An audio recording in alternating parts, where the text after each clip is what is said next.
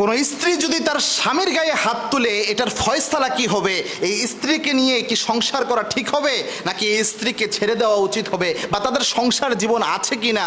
এটার ঘটনার কারণ আপনি জানলে অবাক হবেন।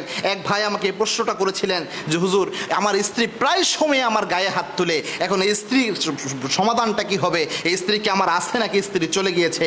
এই ব্যাখ্যাটা আমি দিবেন। এই আলোচনাটা আমি একটা আলোচনায় করার কারণে দেখেছি প্রায় 30-40 লক্ষ মানুষ এটা দেখেছে, এবং এরপরে এত পরিমাণ ফোন আমি পেয়েছি।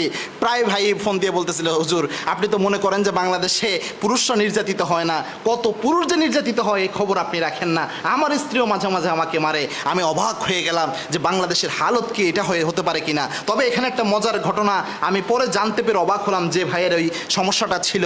এটা একটু পরে বলতেছে। প্রথমে শুনেন, আল্লাহর হাবিব সাল্লাল্লাহু আলাইহি ওয়াসাল্লামের সাথে তার স্ত্রীদের রাগ অভিমান যদি সামান্য হতো, ওই সময় রাসূল সাল্লাল্লাহু আলাইহি ওয়াসাল্লাম কি করতেন, কি স্টেপটা নিতেন, এবং এই ক্ষেত্রে করণীয় কি যদি কোনো গ্যাঞ্জাম হয়ে থাকে।